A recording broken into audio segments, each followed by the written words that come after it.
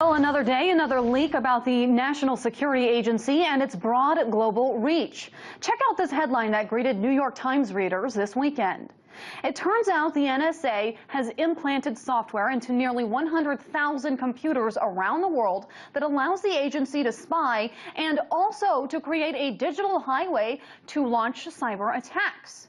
This comes in the wake of a recent revelation about the agency building a quantum computer and another revelation that the NSA could reroute mail to their offices so they can insert malware into computer components and then forward those parts to their originally intended destinations. This is known as digital packaging. While this complicated NSA spy web keeps unraveling, Congress is working on ways to rein in the agency's broad powers. Congressman Rush Holt of New Jersey has even made it one of his platforms. I'm Rush Holt. As a teacher, I wish students would stop checking their emails in class. As your senator, I'll make the NSA stop checking your emails behind your back. Let's end warrantless wiretapping. We can do this. Several months ago, Congressman Holt announced a bill called the Surveillance State Repeal Act, which offers massive reforms. Congressman Holt joins me now to talk all things NSA. And by the way, he's also a rocket scientist, so hopefully he can help us understand these more complex revelations like quantum computing, for instance. Congressman Holt, thank you so much for joining me. Good to be with you. To me, as a journalist, it feels like we are reporting on a new NSA leak each day. What are your thoughts on these recent revelations? Have any of them surprised you? Well, another day, another revelation.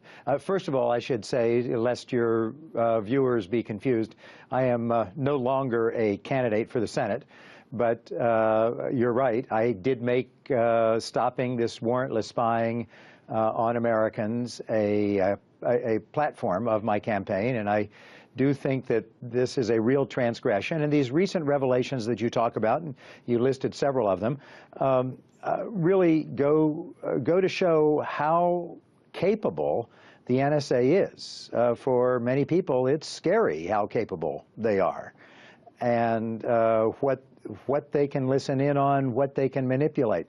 So all the more reason that we have to make sure that they operate within bounds, that they operate with good, firm oversight, and that they engender the trust of the American people, and to some extent people around the world. I mean, I'm sure the NSA will say, look, we don't owe we don't owe protection of civil liberties to other people around the world, although I would hope that the United States sets a good example everywhere around the world, and that within the United States, all actions of all government agencies are bound by our Constitution. Now, I last spoke to you a few months ago about the NSA, and more specifically about the bill that you had introduced. Any updates on that bill? Well, a few more co-sponsors. I wouldn't say it's close to becoming law. I wish it would. It does several things. It grants whistleblower protection to members of the intelligence community. As things currently stand, most federal employees have protection against retribution if they expose waste, fraud, abuse of power, but not so with members of the intelligence community. My legislation would fix that. It would prevent the NSA or any similar agency from installing backdoors into hardware or software. In other words, to prevent them from undermining the encryption that banks and ordinary email services and others use. It would prevent the NSA from undermining that encryption in ways that they know about, but other people might not know about. It turns out that other people do know about them, and so NSA has really hurt a number of U.S. companies by undermining really the quality of their products.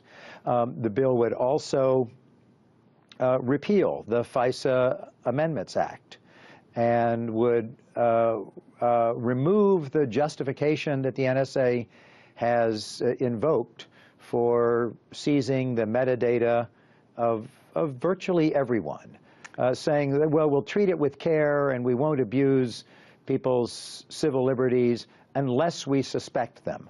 Well, that's kind of a backward way of enforcing the law or detecting evildoers. And in fact, the last time we spoke, you said that you believe that U.S. citizens right now are being treated as suspects first and citizens second. Now, I understand that right. You believe the White House's panel recommendations on NSA form, as well as a bill that competes with yours that's known as the USA Freedom Act, don't go far enough in reining in the NSA. I first want to focus on the downfalls that you believe come with the USA Freedom Act, if you could walk us through a couple of those. Well, the legislation that is the leading legislation in Congress, but it may not actually go anywhere, is known as the Leahy-Sensenbrenner-Conyers bill, and it would modify the Patriot Act and the FISA, the Foreign Intelligence Surveillance Court legislation, so that it would, well, provide some improvements. But it wouldn't provide whistleblower protection. It wouldn't really stop this backdoor compromising that NSA has undertaken. It would not, I think, really stop this massive collection of the metadata, the to from information, who sent what to whom and when. In short, it does not invoke the probable cause standard. You know, our Fourth Amendment to the Constitution says there shall be no search and seizure of personal property or information without the enforcement or surveillance agency going before an independent judge, proving that they know what they're doing, proving that they're not on a wild goose chase or operating on an empty hunch, and with very specific accounting of who they are looking for and what they are looking for. Now, meanwhile, we also have this White House-appointed panel. They put out a long list of 46 recommendations designed to increase transparency.